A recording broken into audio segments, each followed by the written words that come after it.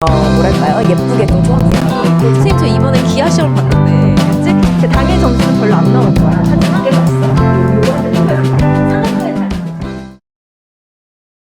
기출 분석 숭실고 1학년 영상에서 이렇게 만났습니다. 박형주의 총평 및 주요 문항 분석 시작합니다. 자, 오늘 선생님이 하고 싶은 얘기는, 같이 이렇게 나누고 싶은 얘기는 총평, 그리고 두 번째로 주요 문항이 어떤 것이 있었는지요. 그래서 세 번째는 이제 해설 강의, 그 다음에 네 번째는 우리 숭실고 친구들이 1등급을 목표로 향해서 지금 달려가려면 어떤 내신 대비를 하셔야 될지 포인트를 짚어드리도록 할게요. 자, 숭실고 1학년 수학 총평입니다. 여러분들이 이제 문제를, 이제 보셨겠지만, 어땠어요? 우리가 이제 문제 개수는 늘 그렇게 나왔듯이 20문제이고요. 그리고 서답형은 각 5점입니다. 요게 이제 작년 1학년 시험 문제에 비해 서답형이 하나 줄었거든요. 그러니까 작년에는 서답형이 한 5개 정도가 출제됐었는데, 올해 숭실 1학년은 4문제, 출제가 됐다고 보시면 됩니다. 서술형이 아니고 서답형이죠? 그러니까 답만 적으면 되는 문제. 자, 전 단원이 거의 골고루 출제가 됐다고 보시면 되는데, 이제 여러분들이 3번 문제를 이제 아셔야 될 때도 왔죠. 이제 한 학기를 보내셨기 때문에 우리 숭실고 1학년은 작년에도 그랬고요. 재작년에도 그랬고요. 늘 그랬듯이 최고난도 문제는 무조건 모의고사 킬러입니다. 모의고사 킬러라고 보시면 그게 무슨 뜻이냐면, 옛날 모의고사 스타일로 얘기하면 2130이에요. 옛날에 모의고사 30문제가 출제됐을 때 가장 어려웠던 문제가 21번과 30번이라고 보시면 되는데요. 우리가 지금 1학년 친구들이기 때문에 여기서 말하는 모의고사는 뭐겠어요? 고1, 2 모의고사겠죠? 우리가 고등학교 1학년 3월 모의고사는 우리가 중학교 전과정이죠. 그래서 그거 빼고요. 고1, 6월, 9월, 11월 기출과 그리고 고등학교 2학년 3월 기출, 요 기출 문제 흩어져 있는 문제들 중 킬러 문제들은 무조건 많아야 2문제, 최소 1문제, 한두 개가 출제된다고 보시면 되겠습니다. 자, 그러면 모의고사 킬러를 무조건 조지면 1등급이 될까요? 그 얘기를 이제 선생님 해드릴게요. 자, 우리가 이제 베이스 캠프에서는 선생님이 수업을 할 때 파이널 엔젤을 불립니다. 이 파이널 엔젤 커리큘럼은 선생님만 진행하는 커리는 아니고요. 공식적으로 베이스 캠프 전체 반, 그러니까 우리가 베이스 캠프는 수준별로 이제 나뉘어져 있기 때문에 스카이 반, 선생님이 진행하는 스카이 반부터 시작해서 심화 A 반, 심화 B 반, 실력 반, 기본 반, 뭐 주중 주말 반 너무 많아요. 근데 그런 수준별 반에서 마지막 한 달 전에, 시험 한 달 전에 시작하는 게 백캠 엔제입니다. 근데 선생님 보통 시험 대비는 한 달 전부터 시작하는 거 아닌가요? 근데 우리는, 저희 학원은 학기가 이제 시작되면, 즉 방학이 끝나는 대로 바로 이제 개념 복습, 그래서 개념과 함께 대표 유형을 풀면서 각 학교별 부교재를 같이 공부하고요. 그런 다음에 시험 한 달 전부터 바로 파이널로 들어갑니다. 근데 파이널이라고 하는 이 이름이 조금, 어감이 조금 무섭죠. 파이널이라 해서 너 마지막이야 이런 느낌이잖아요. 그건 아니고 실전 감각을 바로 한 달 전부터 키워야 하는 겁니다. 우리가 운전면허 시험을 준비하는데 운전면허라는 게 뭐예요? 정말 운전면허를 취득해서 차를 끌고 다닐 수 있는지를 공부하는 거 아니겠습니까? 근데 단기간에 붙으려면 어떻게 해야 돼요? 운전면허 기출 공부 정말 열심히 해야 되겠죠? 기출 문제를 조져야 됩니다. 그러니까 그런 것처럼 우리가 차에 대해서 막 정말 자동차의 역사부터 시작해서 차의 어떤 원론적인 어떤 모든 전문가적인 얘기를 지금 하는 게 아니고, 정말 운전면허에 포커스를 둔 기출 문제 분석을 통해서 단기간에 실전 감각을 끌어올려야 하듯이 이제 수학 내신도 마찬가지거든요. 그래서 백캠 엔제에는 2가지가 들어가 있는데, 한 포인트는 이제 모든 내신 기출이 다 들어있습니다. 그래서 전국에서 여러분들이 어려워할 만한 문제들은 다 같이 출제가 되어 있고요. 그리고 또 하나는 이 부분들, 모의고사를 각 학교마다 정말 좋아하시잖아요. 그래서 탑 2 문제는 무조건 모의고사 기출이기 때문에 그런 문제들이 다 반영되어 있어요. 자, 숭실고 1학년 이번 시험에서 선생님이 3문제를 골라봤는데, 뭐 당연히 쉬운 문제들은 선생님이 굳이 설명할 필요가 없을 것 같아서 이제 가장 그나마 좀 좀 어려웠다라고 하는 문제 탑 3만 골랐습니다. 객관식 마지막 문제죠. 16번. 이 문제는요. 모의고사 30번 문제입니다. 그것이 이제 우리 백캠 엔제에서는 어떤 문제들로 연습을 했었냐면 다음 중 이게 뭐죠? 직각삼각형이죠. AB의 제곱이다라는 것은 AB가 빗변이고 P가 여기죠. 각 P가 90도. 그런 직각삼각형을 두 개 그려서 이제 원이라는 걸 이끌어내는 그런 문제들이었다면 숭실고 1학년 이번 출제됐던 문제에서도 삼각형이 직각삼각형이다라는 걸 통해서 원을 이끌어 나가는 부분입니다. 이거를 기하학적으로 이끌어내는 게 되게 어려울 수 있으니 사실은 대수적으로 풀어나가는 것이 가장 일반적인 접근이겠죠. 요 얘기를 이따 해설 강의 때 해볼게요. 자, 그 다음에 요거 두 번째 서술형 3번인데요. 서술형 3번에서 우리는 이제 어떤 형태가 있냐면 되게 뭔가 많은 점을 줘요. 하지만 결국은 그 많은 점 속에서 본질적으로 아셔야 되는 건 딱 하나, 직선의 교점입니다.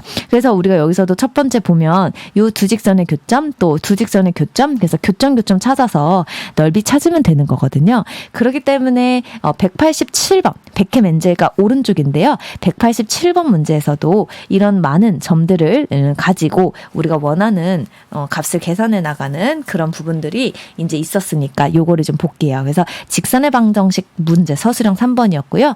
자, 서술형 4번은 우리가 두 원에 대해서 두 원과 직선에 대해서 관계를 통해 H1, H2 길이의 최대 최소값을 구하는 문제였습니다. 이게 이제 백캠 엔제에서도 원 두 개 가지고 얘기하는 거 있죠? 원 두 개의 중심, 두 원의 중심, 그리고 그걸 지나는 직선의 방정식을 통해서 두 원과 한 직선의 위치 관계에 대한 얘기를 백캠 엔제 253번에서 했었습니다. 253번이면 백캠 엔제 몇 문제나 있는 거죠? 굉장히 많습니다. 그래서 애들이 자꾸 선생님한테 그러는 거야. 선생님 진짜 은평구에서 숙제가 너무 많다는 거야. 베이스캠프가. 근데 선생님은 그렇게 생각 안 해요. 왜냐하면 다른 학원을 다녀도 숙제가 많을 것 같고요. 또 혼자 공부하는 친구들도 뭐 이 정도 다 하지 않나요? 선생님은 그렇게 생각하는데 아니라는 거야, 우리 애들이. 그래서 모르겠네요. 자, 아무튼 지금부터 해설 강의를 시작할게요. 16번부터 세 문제를 갑니다. 밖에서는 지금 비가 되게 심란하게 내리고 있습니다. 하지만 선생님은 상큼함을 잃지 않고 열심히 해보도록 하겠어요. 자, 우리가 16번에서 무슨 문제냐. 되게 복잡해 보이죠? 네. 근데 맞아요. 네, 복잡한 문제 맞아요.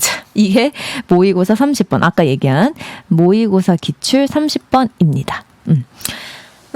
X좌표와 Y좌표가 모두 정수인점을 A라고 했어요. 그럼 A라는 점을 A, B로 잡았다면 원점 대칭. 가끔 이제 원점 대칭과 Y는 X 대칭을 헷갈려하는 친구들이 있는데 원점 대칭은 둘 다 마이너스를 붙인 거죠. 자, 그런데 여기서 C의 좌표가 0,10이래요. 그런데 이제 이 상황에 대해서 직각삼각형. 그럼 우리가 보통 그림을 그려서 생각해 보면은 직각이 어떤 한 각에서만 나온다고 생각을 하시는데 아니에요. 우리가 직각삼각형은 돌아가면서 나올 수 있죠. 왜냐하면 어떻게 그림을 그리느냐에 따라서 여기가 90도가 될 수도 있고 여기가 90도가 될 수 있고 뭐 여기가 그러니까 뭐 이거를 선생님이 다 못 그리겠지만 어쨌든 그렇게 되겠죠. 그래서 이제 어떻게 하시냐면 직각삼각형이면 우리가 생각하는 게 뭐예요? 피타고라스 정리를 갈 수 있지 않나요? 왜냐면 이게 점의 좌표를 줬기 때문에 각 점 사이의 거리를 구할 수 있다고. 그래서 피타고라스를 할 거니까 각 변의 제곱을 계산해 볼게요. 자, AB 제곱은 뭐예요? 네, 4A 제곱, 4B 제곱이 되나요? 자, A와 C는 어떻게 돼요? A 제곱과 B-10의 제곱이에요. 자, BC는 어떻게 돼요? 그랬더니 A 제곱에다가 B 플러스 10의 제곱이 됐네요. 자, 여기서 이제 우리가 뭐에 따라서, 경우의 수에 따라서 세 가지 상황이 그려집니다. 첫 번째는 뭐냐면 각 C가 90도인 상황이겠죠? 각 C가 90도라는 건 어떤 상황이에요? 머릿속으로 떠올려 보시면 AB가 빗변이에요. 그래서 AB의 빗변이라는 게 뭐냐면 요거. 그래서 4A 제곱 더하기 4B 제곱은 이렇게 되겠죠. 나머지 제곱의 합과 동일하다. 그래서 이제 나머지 제곱의 합과 같다라고 써주시면요. 이게 AB에 대한 2차식이 나올 거예요. 그래서 선생님도 이제 다 해봤지? 그렇게 했더니 각 C가 90도일 때는 제곱의 합이 100이다라는 결론을 얻어요. 아이고, 이렇게 얻어요. 자, 두 번째. 이번에는 각 A가 90도일 걸 할 건데요. 각 A가 90도라고 한다면 우리는 어떤 방정식이 나오냐면 A제곱 더하기 B-5의 제곱은 25다라는 이제 식이 나오죠. 사실은 여러분들이 아시겠지만 이런 식은 다 뭘 의미합니까? 어떤 도형이요? 원이라는 걸 의미하죠. 자, 세 번째도 뭐라 그랬냐면 이번엔 각 B가 90도인데 이것은 계산 과정은 좀 생략한 거예요. 그래서 각 B가 90도란 얘기는 AC가 이제 B변이 되겠죠? 그래서 AC의 제곱은 나머지 AB 제곱과 BC 제곱의 합과 동일하다. 그렇게 됐을 때 각 B가 90도이면 우리는 또 이런 상황이 생겨요. 이렇게요. 이걸 이제 새 원을 그림을 그려서 가져가셔도 되고, 우리는 어차피 점 A의 개수이기 때문에 점 A의 개수라는 게 뭐예요? 여기서 말하는 점 A의 개수라는 건 AB의 개수잖아요. 그래서 우리가 이 원 세 개에서 뭐를 AB의 개수, 즉 이 점 AB의 개수가 될 수 있는 가지수만 생각하시면 되는데, 이 AB는 처음에 이게 정말 중요한 조건인데 다들 개무시하는 그런 조건이에요. 학생 입장에서. 그래서 선생님이 막 강조하는데 첫 줄이 중요하다. 근데 모두 정수인점입니다. 그러면 모두 정수인점이 몇 개일까요? 우리가 제곱의 합이 100인 것부터 출발을 해보죠. 자, 제곱의 합이 100일 때는요, 6,8. 그죠? 8,6 이렇게 이제 점 두 개가 존재하게 될 거고요. 그 다음에 이제 또 여기서 A 제곱 더하기 B-5의 제곱을 요걸 보시면 여기서 또 이제 점이 또 나오게 되겠죠? 요게 이제 점이 뭐가 있을까요? 만약에 3이면 3, 3은 9니까 16인가요? 그죠? 그러면 4니까 B는 뭐예요? 9. 이런 식으로 3,9도 나오게 되고요. 또 뭐가 또 될까요? 4,8도 되나요? 4,8도 되고 5,5도 되죠. 4,8은 대입을 해보시면 네 느껴질 거예요. 이런 식으로 해서 우리가 이제 점이 벌써 몇 개가 존재하게 되냐면 하나, 둘, 셋, 넷, 다섯 이렇게 되는데 3,9일 때 또 하나 더 있을걸요? 3을 해주시면 16이니까 얘가 얘가 16이 나오면 뿔마 4잖아요. 그죠? 그래서 이제 9가 나왔으면 또 뭐가 있을 수 있어요? 1이 있을 수 있나요? 네. 그러면 되겠죠? 그 다음에 4일 때도 마찬가지네요. 4일 때도 마찬가지예요. 4일 때도 4, 4, 16이가 얘가 9니까 뿔마 3이잖아요. 그럼 8과 2네요. 그죠? 그러면 이렇게 되겠네요. 그렇게 해서 이제 우리가 7개를 찾았어요, 지금. 선생님, 근데 여기 왜 안 찾아요? 사실은 이게 이제 선생님이 이제 설명을 보여드릴게요. 이게 이제 하나가 중심이 원의 중심이 원점이고 반지름이 10인 원. 이게 첫 번째 원이었고요. 그 다음에 0,5면서 반지름이 오니까 여기도 하나 있을 거고요. 그죠? 그리고 0,-5가 중심이면서 또 반지름이 5인 원이 이렇게 그려질 텐데 지금 우리는 XY, 즉 AB가 양수인 점을 찾았는데 그게 여기서 7개가 나왔어요. 그죠? 그리고 A는 X축, Y축 위에 있는 점이 아니라고 했으니까 다른 건 찾을 수가 없어요. 근데 1사분면에서 7개인데 여기도 있고 여기도 있고 여기도 있고 이렇게 4군데 있겠죠? 그래서 땅땅땅 7, 4, 28 정답은 4번. 이게 이제 원래 문제랑 뭐가 달라졌냐면 원래 문제는 이런 말이 없었어요. A는 X축, Y축 위에 점이 아니다. 왜냐면 이 말이 없었기 때문에 여기 막 5,0 이런 것들도 포함을 시켰거든요. 근데 이 문제에서는 어떻게 선생님이 조건을 학교 선생님이 바꾸신 거냐면 A가 X축, Y축 위에 점이 아니다. 이렇게 좀 제한을 했죠. 그래서 이 제한 조건을 통해서 답이 28로 되었습니다. 제한 조건이 없었으면 30개였거든요. 자, 서술형 3번. 자, 서술형 3번은, 여러분들이 이제 좌표를 아주 착실하게, 지구력만 있으면 풀 수 있는 그런 문제입니다. 자, 서술형 3번을 좀 볼게요. 자, 문제에서 우리가 지금 그 A, B가 Y는 X 위에 있다 그랬는데요. A는 1사분면에 있다 그랬고, B는 3사분면에 있다 그랬네. 그럼 이제 그림을 그려보자. Y는 X. 자, 여기서 그 1사분면에 있으면서, 그죠? 1사분면에 있으면서 5A의 2B가 5B거든요. 요걸 이제 같이 조합을 해서 보시면 요렇게 되겠죠? 그래서 5A의 2B는 5B다. 근데 1사분면에 있는데 Y는 X니까 쌤은 요거를 이렇게 놔봤어요. TT로. 얘가 T, 얘가 T겠죠? 여기는 그러면 길이가 2배니까 여기는 어떻게 돼요? 마이너스 2T? 마이너스 2t가 되겠죠? 3, 4분면이어서.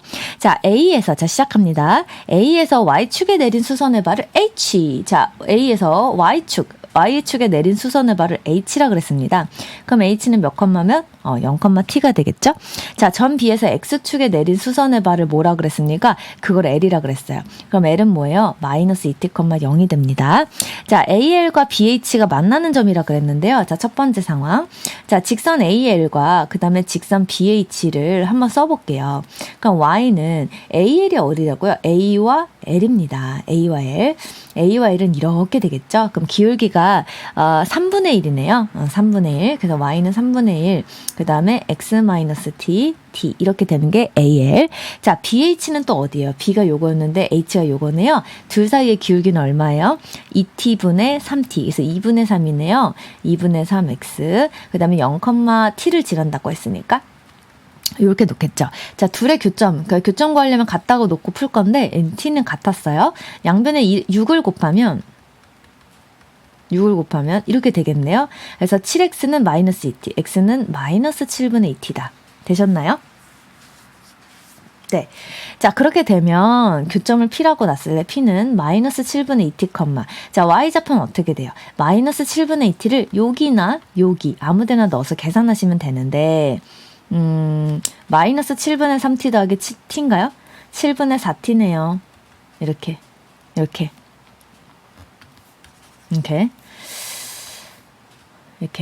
자, 그 다음에 두 번째에서 뭐라 그랬냐면 LH, OP와 LH가 만난대요. OP가 뭐예요? OP는 뭐냐면 얘가 O고 P가 뭐예요? T. P는 요거였어요. 그래서 OP가 뭐냐면 기울기인데 얘분의 얘는 뭐예요? 마이너스인가요? 그죠? 그래서 기울기 마이너스인가요? 원점 지나고 OP는 이렇게. LH는 어떻게 될까요? 그랬더니 LH는 여기가 L이었고요. H가 요거였으니까 LH는 뭐예요? 기울기가 2t분의 마이너스 t, 마이너스 2분의 1이네요. 아니죠? LH는 기울기가 2t분의 t니까 2분의 1이죠? 그래, 2분의 1x 플러스 t. 이 둘이 만나는 점이 뭐래요? Q라 그랬어요. 그럼 Q라 그랬으니까 같다고 놓으면 되겠다. 그죠?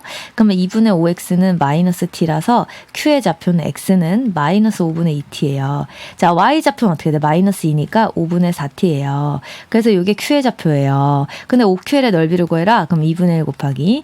얘가 L이 뭐였어요? L. L이 여기 X축이 있는 점 봐봐. O가 여기 있고 L이 여기 있는데 Q는 뭐예요? Q는 여기 어디 있겠죠? 그럼 요 삼각형의 넓이에요, 그냥. 그럼 두 삼각형 넓이를 이제 쓸 건데 2분의 1 곱하기. 밑변이 뭐예요? OL은 여기가 마이너스 2t였으니까 여기가 2t죠. 그래서 2t. 높이는 뭐예요? Q의 y좌표는 5분의 4t죠. 그래서 이렇게 정리하시면 5분의 4t제곱이 되는데 그게 1입니다. 그럼 t제곱은 얼마죠? 4분의 5죠. 자, OQL이 지나가는 원의 넓이인데 OQL은 또 어디예요? 근데 O가 여기 있고요. Q가 여기 있고요. L이 여기 있는데 이걸 지나는 원? 그럼 이렇게 되겠네요. 이 지나는 원을 그려서 말인데 지름이 뭐가 돼요? 지름은 OL이 되겠죠. 그래서 OL이 뭔데요? OL은 2t요. OL의 길이는 2t인데 원의 넓이니까 파이 아래 제곱이죠. 그래서 파이 t제곱이 넓이다. 그래서 t제곱이 4분의 5니까 정답은 4분의 5파이가 답이 된다. 자, 우리가 서술형 3번은 시간 부족으로 아이들이 좀 계산 실수를 많이 해왔던 그런 문제들이었어요. 그래서 여러분들이 계산을 할 때도 좀 시간을 집중해서 하는 연습을 평소에 하시는 게 중요하다라고 생각이 듭니다. 자, 서술형 4번 문제를 갈게요. 자, 두 원이 있어요. 두 원이 있는데 이 두 원과 직선입니다. 자, 우리가 이 두 원에 대해서 한번 알아볼까요? 그랬더니 두 원이 어떻게 생겼냐면 하나는 마삼마삼이에요. 마삼마삼인데 반지름이 2니까 이렇게 떠 있는 거죠. 이게 C1. 자, 그 다음에 중심이 26이에요. 중심이 26인데 반지름이 11이에요. 그러니까 이게 조그만 원. 이 조그만 원을 C2라고 합니다. 자, 근데 Y는 X 플러스 K인데요. 이 X 플러스 K가 C1 위에 점피해서 L에 내린 수선의 발. 그리고 여기서 C2에서 내린 수선의 발 H2. 그런데 C1의 중심과 L 사이의 거리와 C2의 중심과 L 사이의 거리가 같대요. 그러니까 각 원의 중심에서 거리가 같도록 직선을 이렇게 그려야 됩니다. 우와, 이렇게요? 그래서 이 직선을 바로 Y는 X 플러스 K였고 L이라는 직선입니다. 자, 거리가 같다 그랬는데, 자, 이걸 어떻게 해주면 좋을까? 자, 문제에서 H1, H2의 최대값입니다. 최대값, 그리고 최소값. H가 뭔데요? 그랬더니 어떤 점이 있었는데, 이 점 P에서 내렸답니다. 자, 어떤 점에서 이렇게 내렸는데요. 여기가 이제 뭐 예를 들어서 점 P에서 내린 게 H1이에요. 아, 여기구나. 여기가 점 P니까 여기서 내렸을 때 H1이고, 여기서는 이제 뭐예요? P가 아니고 C2 위에서는 Q였으니까 요건 Q로 바꿀게요. 여기가 Q고요. 여기도 마찬가지예요. 여기가 H2입니다. 자, 그렇게 됐는데 H1과 H2가 가장 커지려면 어디서 내려야 돼요? 그렇죠. Q가 여기 바깥에 있어야 여기 내려야 H2가 가장 크고, 여기도 바깥쪽에 있어야 H1이 커지죠. 그래서 이렇게 커진다. 가장 최대값은 바로 여기서부터 여기까지다. 라는 것을 지금 찾아야 된단 말이에요. 자, 그러면 이거 어떻게 해줘야 될까? 이거 참 난감하다. 라고 생각이 드는데, 한번 이렇게 생각해요. 우리가 준 정보가 이 직선의 방정식과 중심밖에 없지 않나요? 그래서 이 직선에 뭐가 되게? 이 직선에 수직이 되게. 그래서 이 직선의 수직이면서 저 중심을 지나게. 이렇게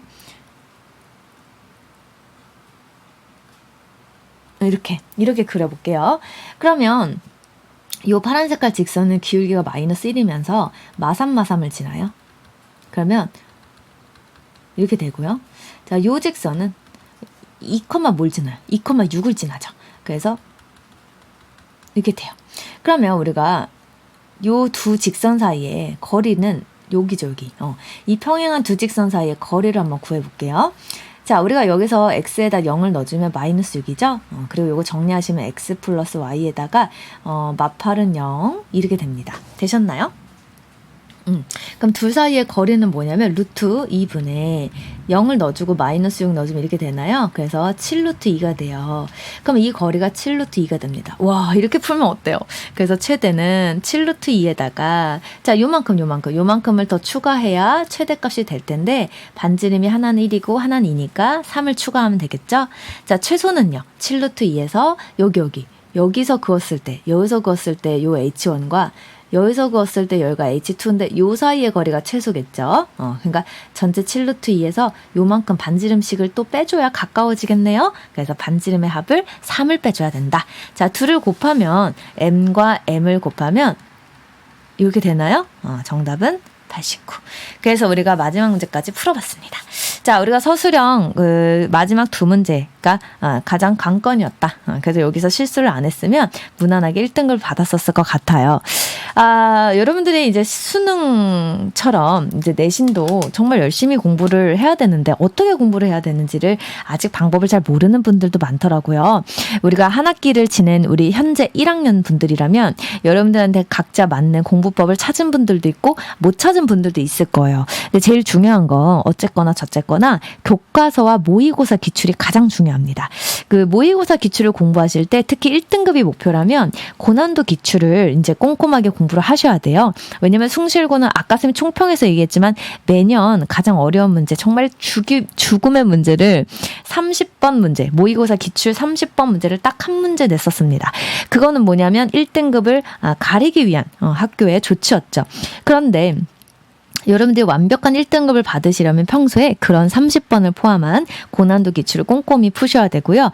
또 내신 고난도, 그러니까 여러분들이 숭실 기출뿐만 아니라 다른 학교 기출들도 함께 접하면서 여러분들이 시간 훈련을 꼭 해주셨으면 좋겠다. 그래서 선생님이 여기 적어놨죠. 시간 훈련이 매우 필수입니다. 그러면 한 문제 몇 분 푸냐? 최대 2분이에요. 그러니까 방금 선생님이 설명했던 이런 문제 있죠.